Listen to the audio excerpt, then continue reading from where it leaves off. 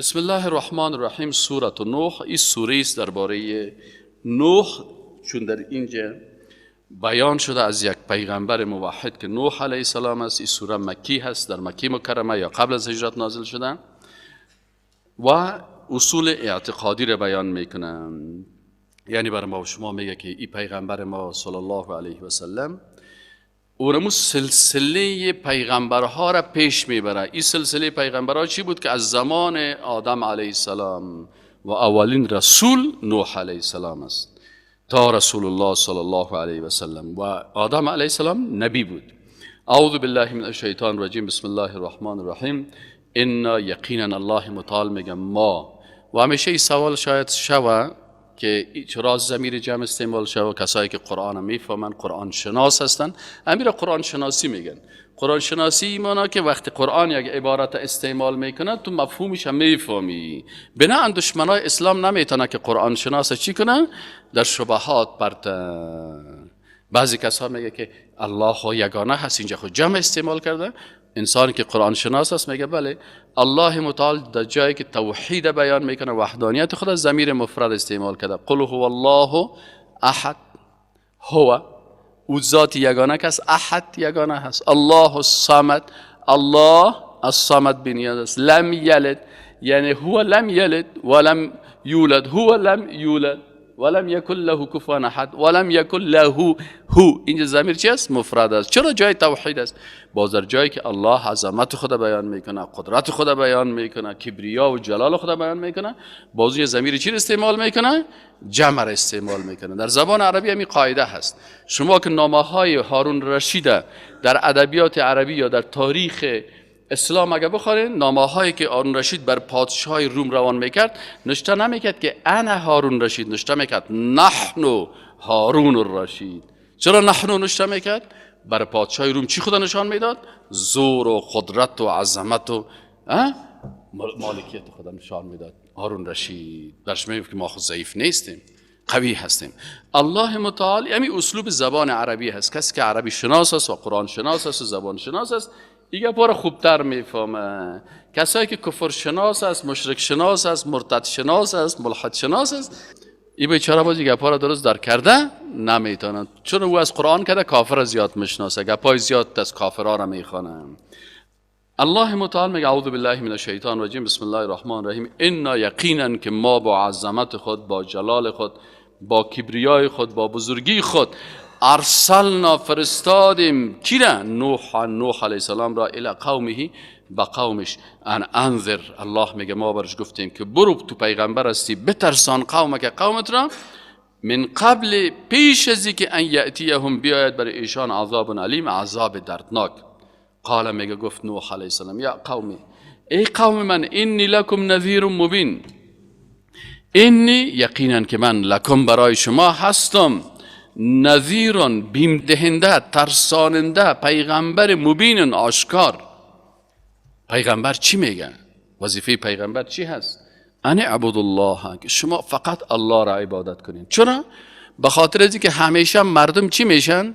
با گذشت زمان با بت پرستی و قبر پرستی رو میارن. در قوم نوح علیه السلام هم می قسم شد.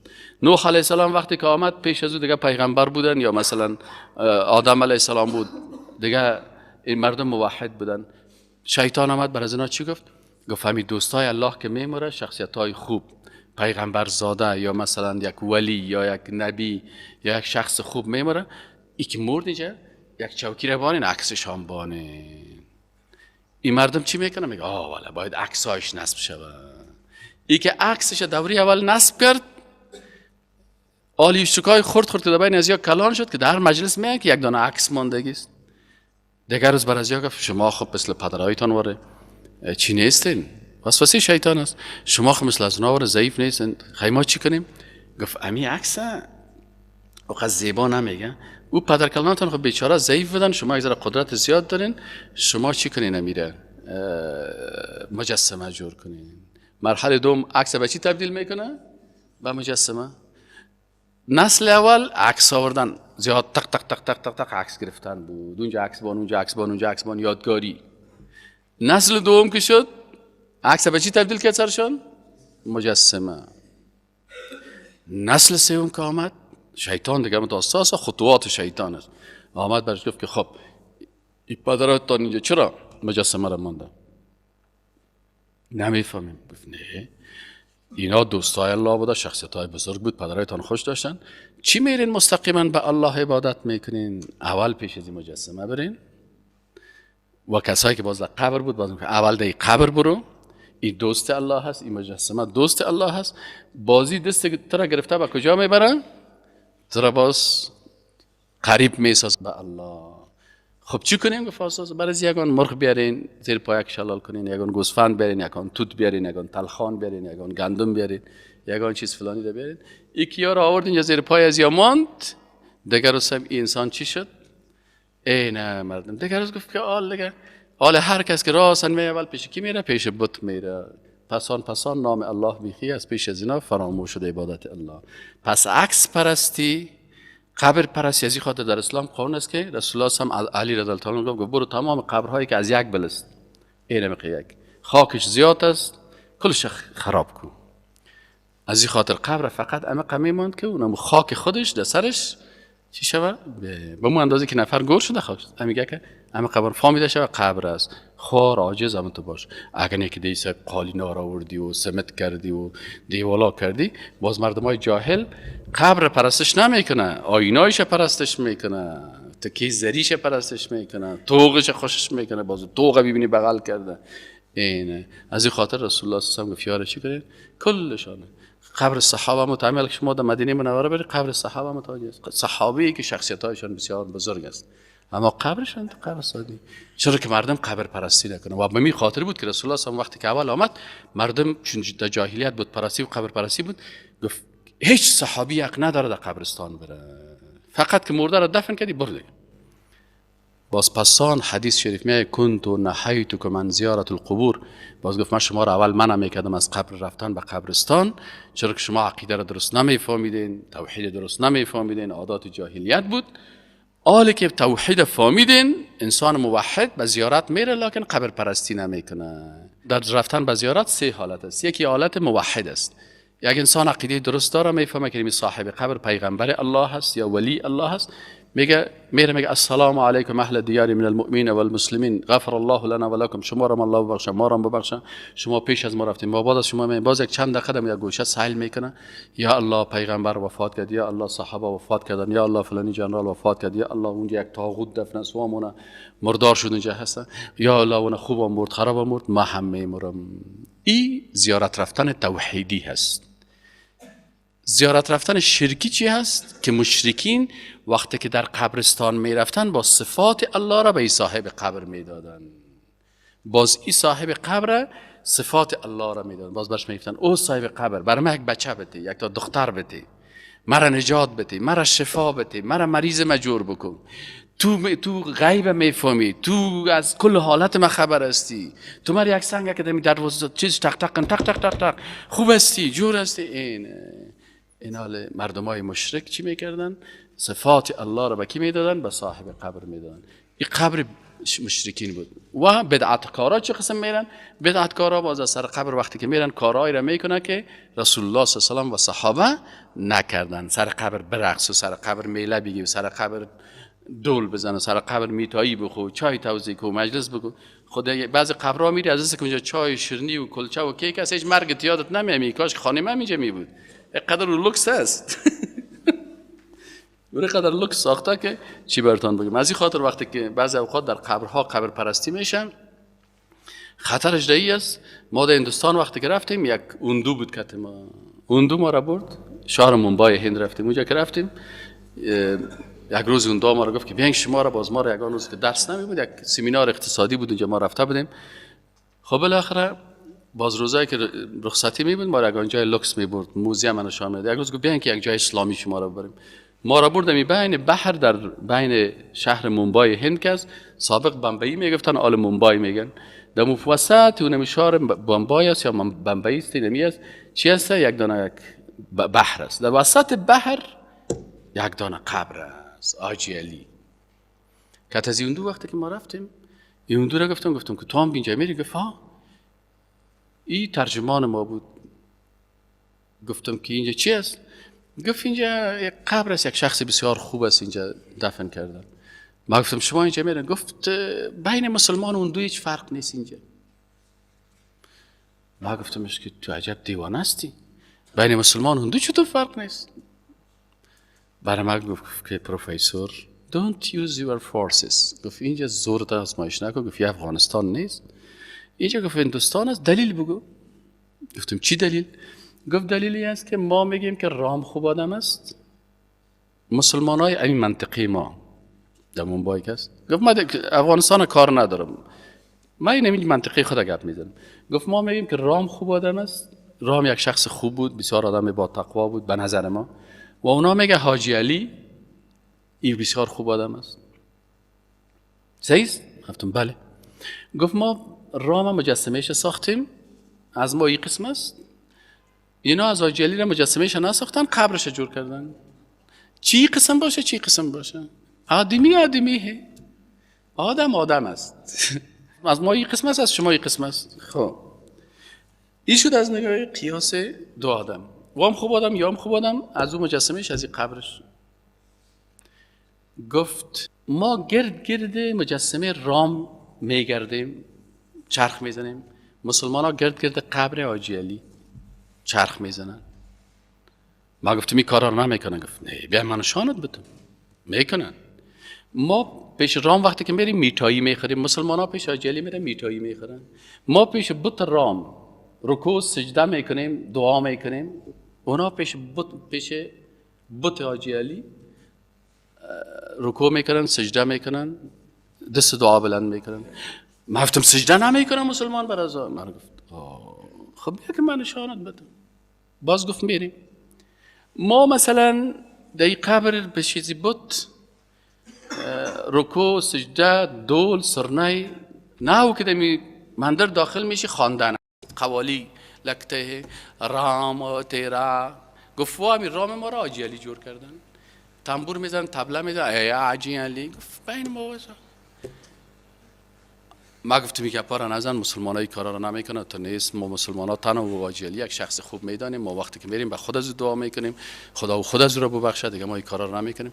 ما گفت خلاص شاید شما در افغانستان تو نکنین، بیا من نشان بدیم. راستی وقتی که رفتیم ما در مندرم رفتم، در مندرم که بیر واقعا گرد بت عبادت میکنن، سجده میکنن، رکوع میکنن، الوا توزیع میکنن. این مدام چیز سکا رفتم، سکا کاسه قاب الوا میاره برات، فهمیدی؟ قاب الوا میاره دیگه. مثلا اونجا هست کل کارا قالین فرش کردن بسیار است. آمد گفت سعی کو. رفتم که داد تا زنا برو گوش بگی. رفتم که زنا در سر قبر حاجی علی سر خودم ماندن. حاجی علی بچه دیدو، حاجی علی بیٹا دیدو، حاجی علی دیدو. گفت این چی میخوای؟ سعی کو سجده میکنه نمیکنه، نماز میخونه پیشش نمیخونه. باور بکنین که اونجا ما ایران ماندم، در هیچ جای ما بند نماندیم، در اینجا ما بند ماندم. چرا؟ عملا دیدیم هیچ فرقی بین چیز تا نیست. اعوذ بالله من الشیطان الرجیم. بسم الله الرحمن الرحیم. اینال نوح علیه السلام چی کردن؟ اول تصویر شروع شد، باز چی شروع شد؟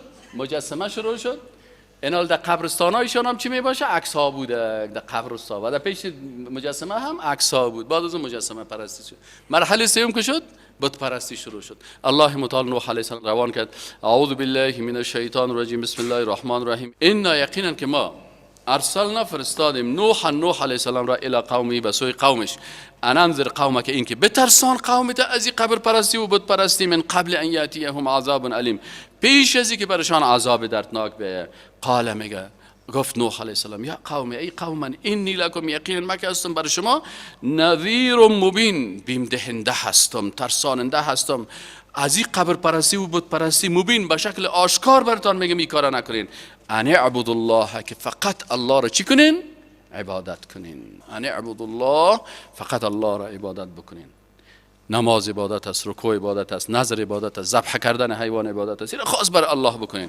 واتقوه، و بترسین از الله، و اطیعونی، و اطاعت از ما بکنین. من راه عبادت براتون نشان میدم که پیغمبر هستم. وقتی شما این کار کردین چی میشه نتیجهش؟ یغفر لکم من ذنوبکم، باز الله میبخشد برای شما گناههای قبلیتان را، و یؤخرکم، و مهلت میده شما را الی اجل مسمى، تا یک وقت مشخص معین. ان اجل الله، یقینا که وقت مقرر الله، اذا جاء، وقتی که بیای، لا یؤخر، تأخیر نمیشه.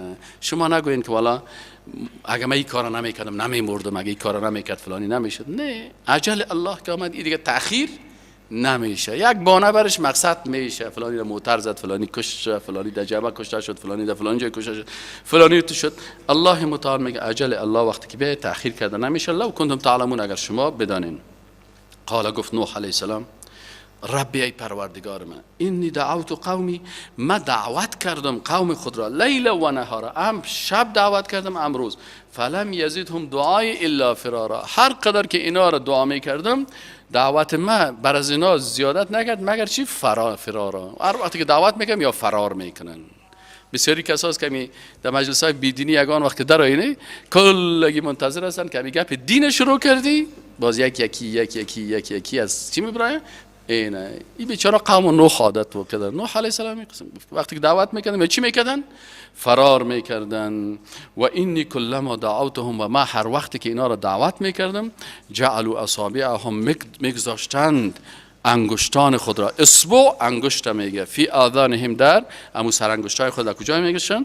در گوشهای خود. وقتی که یگان تا باز لط میباشن فرار کردن نمیتونه، بازیگو کلکای خود در گوش خودش میگیره. چرا؟ نمیخوایم گپ پیغمبر بشنویم. نوح علیه السلام میگه یا الله، بعضیش فرار میکنن، بعضی دیگه که بگویم بازی دستای خود در گوش خود میمونن، انگشتای خود در گوش خود میمونن. واستغشوا ثيابهم، بعضی دیگه شان چی میکردن؟ باز امو کمپل خود یا چی در روی خود کش میکرد. تی علامت مردمای بیدین بود. باش ما گپ نوح علیه السلام نشنوین. این برای چی هست؟ که دعوتگر مسلمان باید متاثر نشه. حالا کی شکست خورد؟ نوح علیه السلام خب پیغمبریش رتبهش رتبه است، مقامش مقام است. کی ملامت شدن؟ کسی که کارا را کردن. شما که دعوت میکنین اگر کسی یک سال عمل را انجام داد شما متاثر نشین. و اصروا، دیگه ضد کردن، اصرار کردن در ضد خود. و استکبروا، و تکبر کردن، استکبارن و بسیار تکبر.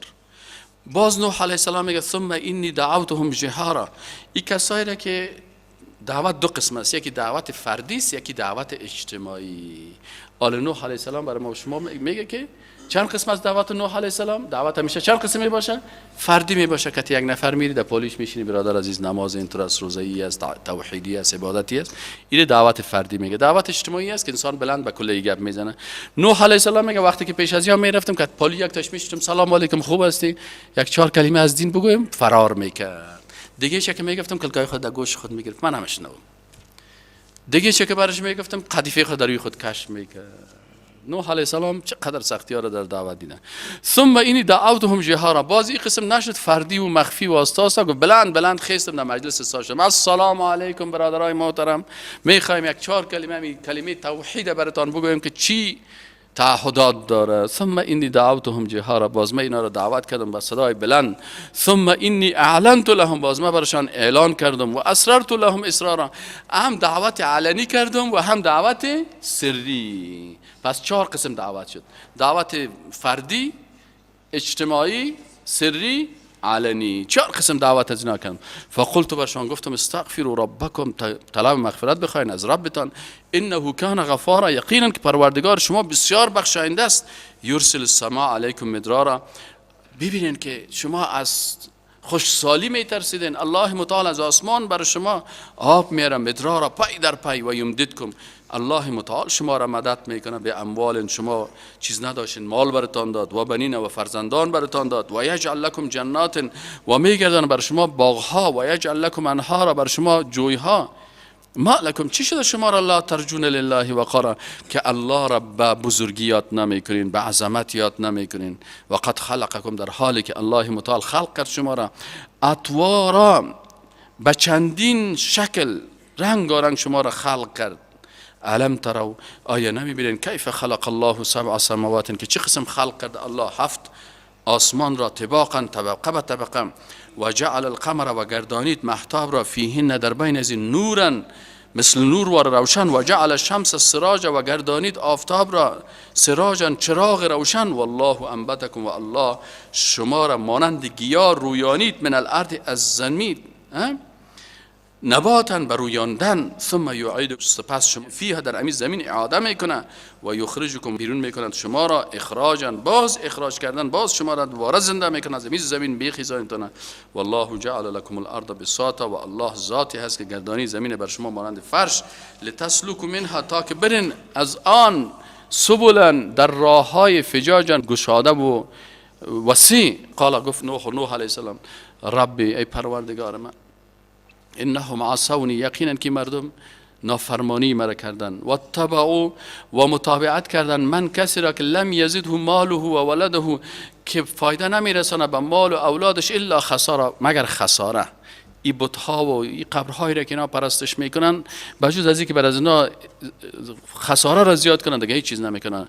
و مکر و مکر کردن مکرن کبارا مکر بسیار زیاد کلان خطرناک. و قالوا و گفتن لا تذرن آلهتکم نگذارین معبودانتان را ولا تذرن و نگذارین ودن بتایشان نام داشت ود نام داشت دیگهش سوا نام داشت دیگهش یغوث نام داشت دیگهش یعوق نام داشت دیگه نصر نام داشت.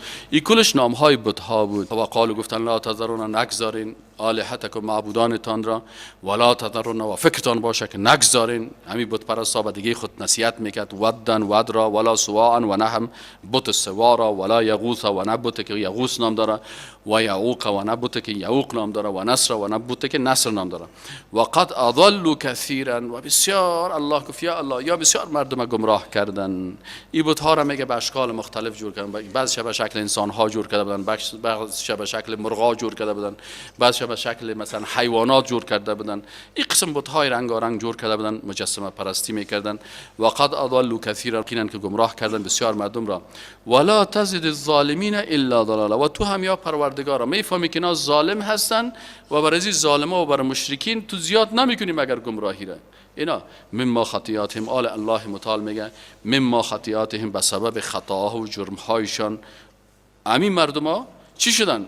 اغرقوا غرق کرده شدن. فادخلوا نارا باز داخل کرده شدن در آتش دوزخ. فلم یجدوا پس نیافتن لهم برایشان من دون الله انصارا بغیر از الله نصرت کننده. و قال نوح و دعا کرد و گفت نوح علیه السلام ربی. سعی کنین پیغمبرها همیشه توسل میکنن. توحید در توسل میگن. توحید در توسل چی است که به نام های الله تو الله را بخوایی بگو یا رب یا رحمان یا رحیم یا الله. نوح علیه السلام میگه یا ربی ای رب من خالق من معبود من روزی دهنده من شفا دهنده من لا تذر علی الارض مگذار در زمین من الکافرین دیارا. نوح علیه السلام دیگه بیخی خسته شد گفت یا پروردگار دیگه در زمین یک کافر نمان.